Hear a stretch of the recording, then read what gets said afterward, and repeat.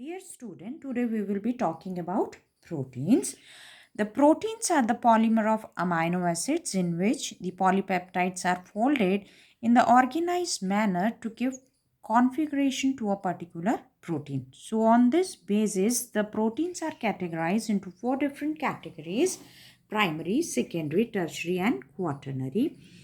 Let's talk about the primary protein. They consist of linear polypeptide chain that consist of peptide bond. So this is what is the structure. CONH is the peptide bond with which different amino acids are connected. So it form a long chain. So this is called primary structure of protein. This is linear. Now if you look at this structure, its left hand side, the amino group is free. This is called N terminal of protein. And if you see the right hand side, the carboxylic group is free. This is called C terminal. So whenever we are doing the sequencing of protein or we are reading the protein, we read it from N to C terminal, as we have seen in case of DNA, which is from 5' to 3' end. Okay. So the protein sequencing is done from N to C terminal, that if we want to find out what is the sequence or composition of amino acid which is present in the protein, we read the protein from N terminal. So such structures are present in hormones such as insulin, enzymes such as ribonuclease, lysozyme. Secondary structure of the protein, when the polypeptide chain is assume different shapes by just introducing some foldings. So this structure is stabilized by hydrogen bond. It exhibit in two different forms: spiral form, and which is called alpha helix form, and pleated structure which is called beta pleated. So if you look at the structure of alpha helix, it is right handed helix. It forms spiral, you can say, helix, and then one turn of helix consists of 3.6 amino acids, and the R groups are faced outside the helix, you can say, and they are situated toward outside the helix. And the hydrogen bond is present between different amino acid, which stabilizes this alpha helix structure. Similarly, if you look at the beta pleated structure, it occurs or it is formed between two different polypeptide, whereas alpha helix, only one polypeptide can be folded in this structure and it assume the alpha helical form, whereas beta pleated, two or three different polypeptide, they join together. Okay. These polypeptide may be arranged in parallel or anti-parallel way, that is maybe from N to C and N to C terminal, or maybe from N to C and C to N terminal. So that is the anti-parallel structure. So the hydrogen bonds are formed between polypeptide chain and they stabilize the beta plate structure. Alpha helix structures are present in keratin of hair, fibrin in blood, myosin, tropomyosin of muscle, whereas beta pleated fibrin of spider thread, okay, or silk. Okay. Then third is the tertiary structure, where the polypeptide are folded in a way that its hydrophobic chains are exposed outside, and it consists of different bonds: ionic bond, hydrogen bond, hydrophobic bond, and disulfide linkages. So this structure assumes the 3D folding and is stabilized by four different types of bonding. Disulfide linkages plays very important role because this stabilizes the 3D structure of the tertiary protein. So it is formed whenever you will see there are cysteine amino acids. So they form a disulfide linkage. Okay. And the sulfhydryl group which are present in the cysteine, they join together to form a disulfide bond, and this stabilizes the structure of tertiary protein. If you look at the quaternary protein, the polypeptide form different subunits of protein. So these subunit, how they are formed? They are formed just like the tertiary proteins are formed. They combine and give conformation to protein and consist of all the linkages that are present in the tertiary, that is the ionic, hydrophobic, hydrogen and disulfide, of course, along with the peptide bond. Okay. So quaternary structures are formed in this way, such as hemoglobin. Now, just to summarize, we can say this is the organization of protein: primary to secondary, secondary to tertiary, and quaternary. Or you can say some of the proteins, they have primary structure, some of them have secondary, some of them have tertiary. But the way the organization of protein occurs is primary to secondary, secondary to tertiary, and quaternary. Or we can say this is what is the evolution of protein. So if you look at the primary structure, simply straight chain. Whereas if you look at here, the peptide bond are not present in the straight chain, whereas they are present at some angle, and the structure is also stabilized by hydrogen bonding. Some foldings are introduced. Whereas if you look at the tertiary structure, the secondary structure, they combine, and these disulfide linkages, they form a loop and fold in the structure. So this is tertiary structure. And this kind of structure, one subunit of, when they contribute to one subunit of protein, so when such subunit are linked together, this gives rise to quaternary structure. So it may be two subunit, maybe three, if two dimer, three tetramer, trimer, and four tetramer. So this is how the protein structure organized themselves in this way. Now, based on the composition of the protein, they divided into three categories: simple, derived, and conjugate. Simple protein means they only have protein part, that is amino acid.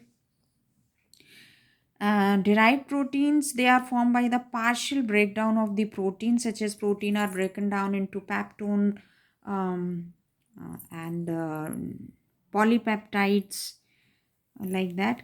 And conjugate protein, they consist of protein plus non-protein part. Okay, so the non-protein part is called prosthetic group. So first we'll be talking about the simple protein. The net charge on the protein depend on the type of amino acids which are present. First, let's talk about the example: albumin, globulin, histone, and keratin. These are some of the simple protein.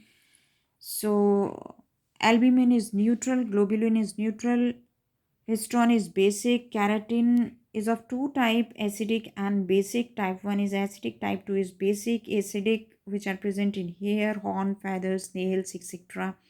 Whereas type 2 present in the epidermis, or you can say epidermal cells. Then albumin is water soluble, globulin is insoluble in water, histone is soluble in water, keratin is insoluble in water.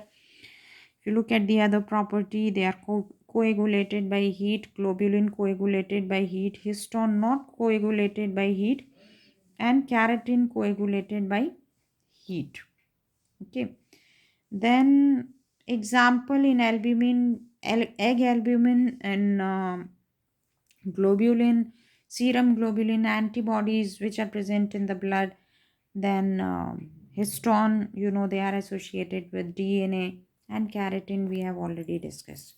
Now here we'll be just discussing the charge of the protein. Now the charge of the protein depend on the type of amino acids, okay, and overall what are the interaction between the different polar and non-polar group on the protein. So when you dissolve the protein in water, it forms the aqueous solution of protein. So in aqueous solution, the protein contains cations and anions. Okay. More number of cation means the protein will act as a basic, because there will be positive overall net positive charge on the protein. More anion means the protein will be acidic. But if there are equal number of cations and anions in the aqueous solution of the protein, then it will become neutral. This pH at this stage, the pH is called isoelectric point. Now this is one of the very important property of protein when we do the study of protein, and we want to find out what is the charge on the protein, because we want to study that how the protein behave under the electric field. So if you place the protein solution, if it has negative charge, it will move toward the positive electrode. If it has positive charge, it will move toward the negative electrode. So we are doing such kind of studies when we are studying about the protein, and this property is important. So you must know what is isoelectric point, and when the protein have equal number of cation and anion, it will not move to anode and you can say cathode. So this is about one of the property. Another important property of protein is the denaturation of protein. Okay, so denaturation means what? Its 3D structure is distorted. That is what we call denaturation. Denaturation of protein means unfolding of polypeptide chain without causing hydrolysis of peptide bonds. So peptide bonds are intact and other bonds, they will be unfolded. Therefore, there is loss of functional activity of protein. The denaturating agents such as high temperature, high and low pH, or you can say change in pH, use of chemicals, they destroy the secondary and tertiary structure of protein without affecting the primary structure. So if a denatured protein return to its native state, that is the original state, that is the folded form, after the denaturing agent are removed, this process is called renaturation. So denaturation, its inverse is renaturation. If you add certain a denaturating agent, then what they are going to do, they are going to do the denaturation of the protein. Its 3D folding is lost and functional activity is lost. So this is called denaturation. So once you remove those agent, maybe the chemical, maybe the temperature is temperature which was high and maybe brought down to normal, then it will acquire all its functional activity, and this is called renaturation. When the protein are denatured by heat, they form insoluble aggregate known as coagulant. So, if specifically it is by the heat, we are heating the protein at high temperature. So, whatever the protein is resulted, the denatured form of the protein is called coagulum, or we also say this is coagulation of protein. Okay, and this is many times it is reversible, many time it is irreversible. It depend on the type of protein. Like you have seen the egg. Okay, egg consists of albumin, and if you boil the egg, that is we are applying the high heat to the egg. So once it is boiled, then you can say the protein part which is present in the egg is coagulated, and the boiled egg has different texture, whereas the raw form or the native form of the protein in the egg are in the different state. So this is irreversible reaction. Okay, now we'll come to the conjugate. First let's discuss the derived, like we have seen in case of starch.